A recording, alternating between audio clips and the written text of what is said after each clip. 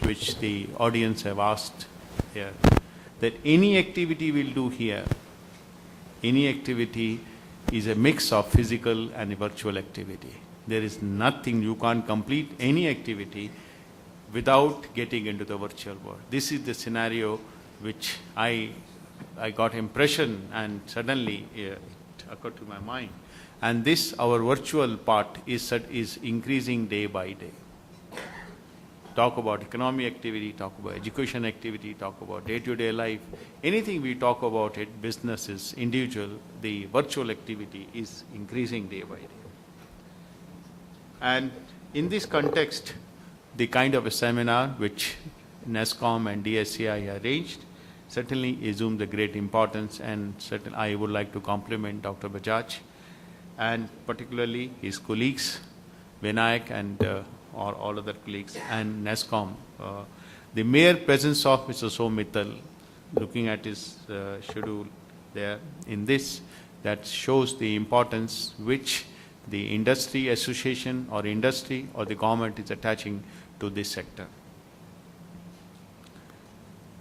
It has been said very well in the panelists that what are the issues there.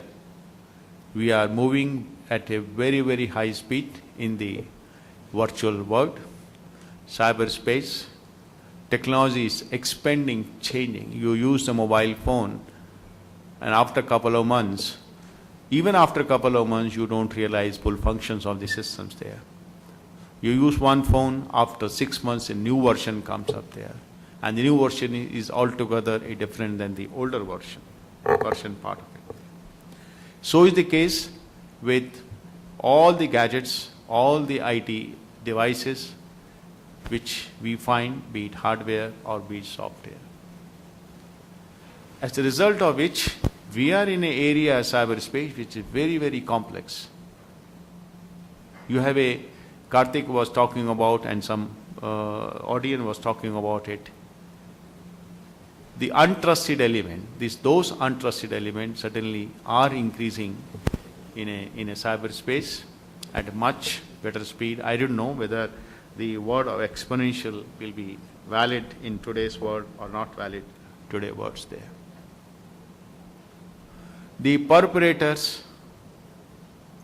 I won't say perpetrator, the people or the engineers who develop the technology, at times they are not aware of what a perpetrator or adversary will exploit this kind of a technology there.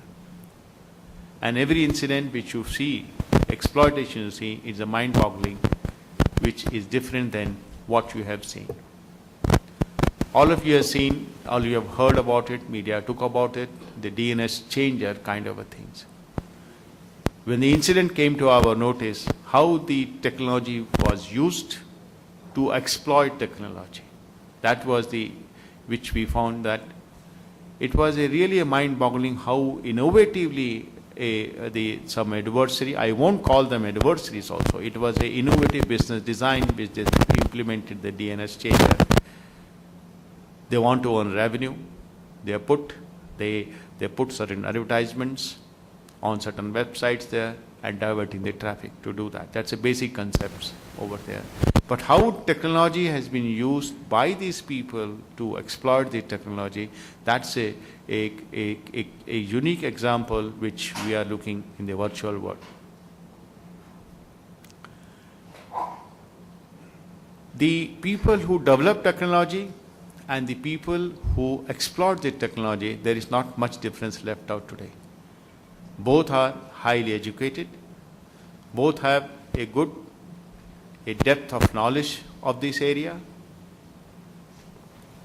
and both use technology in a very, very big way, in a large manner. They use the technology in a liberal manner, I would say that. This is the world which we are entering into that, and that gives the concept, many of the audience has talked about it, that talks about it, the importance of the best practices, the theme of today's conference and today's seminar.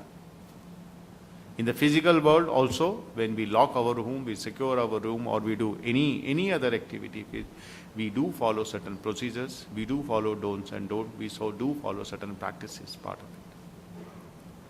This aspect of best practices certainly has become more important in this complex virtual world.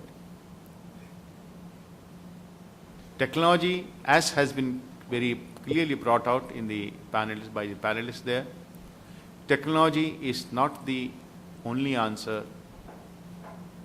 Somebody used the word people, process, and technology. I have also seen the many reports.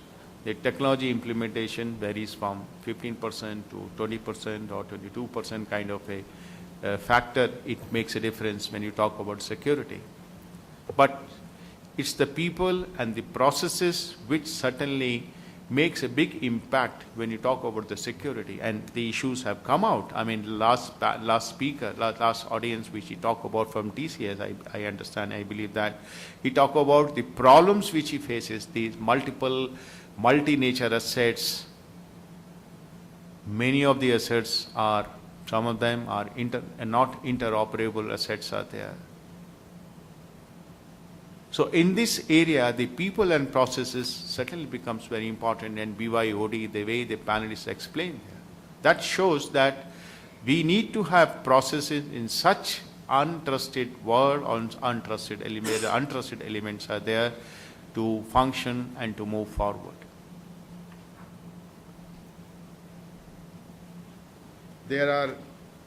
This involves number of issues. It's not simple to say the best practices there, but it has many of the issues which certainly, make a big impact when you talk about the best practices. We had BS 7799 long back, British Standard 7799. Then we had seen ISO 27001 and some other practices. You talk about COBIT or you talk about Sigma. There are other best practices. Some are more linked with the quality, some are linked with the security, some are linked with other aspects over the systems. So simply saying best practices, yes, we understand we should follow the best practices, but then issues which makes it important best practices, those need to be discussed, those need to be seen there. One part, the limited part, so-called the limited part, that we need a best practices that also be recognized by the Government of India. The government also mandated the countrywide that we should follow ISO 27001. That also gave the liberty that the organizations or the cluster of organizations or industry, they should evolve their own best practices as suited to them. Any best practices, talk about COBIT or talk about 27001 or related to any other particular field or particular discipline, may not be uniformly applicable part of it. That's the minimum part, it has been done. But the real issue comes up now. There are issues, how to evolve with best practices. It's almost a year that we announced the rules under Section 43A, where we said, okay, industry can involve their own best practices there, and that can be implemented and can be made compliance towards the law. But we have not seen any best practices coming over here. It's not that the people don't want to do because of the complex processes there. You need a skilled manpower to understand and to develop those best practices. You need skilled manpower to implement those practices. You need a adequately skilled manpower to ensure compliance of those best practices. Many of the issues which has come up in the panel, they shows the real complexity in the best practices part of it. But it's also a fact that India as a country has moved forward. If you look at the statistics of the ISO 27001 or ISO 9001, there are different kind of best practices applicable for different areas of activity. The number of organizations having the practices, implemented practices in India is much larger than many other countries. We almost, it's so-called some of the advanced countries and USA and some of the Europe, we are not lagging far behind it when you talk about the best practice numbers. But then India being a large country, the numbers, giving numbers is a slightly misleading concept. This is the area where an individual like me, like you, or anybody else cannot really make any big impact. It's on the collective responsibility will have to come. We'll have to work collectively, and the big companies, they have to come forward to really take a challenge to address some of the issues or to help in addressing some of the issues there.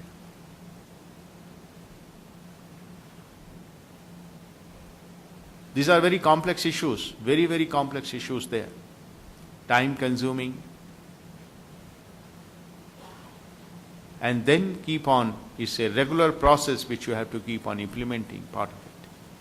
We had, the government has announced the crisis management plan. It was done 3 years ago. And you can see the half of the states in the country has only drafted that based on the model provided by the Government of India. Again, the issues are very clear. The manpower, understanding, and this is more technology and legal, everything comes into the picture. It's a complex issue, but as I said, we'll have to work together, we'll have to do that.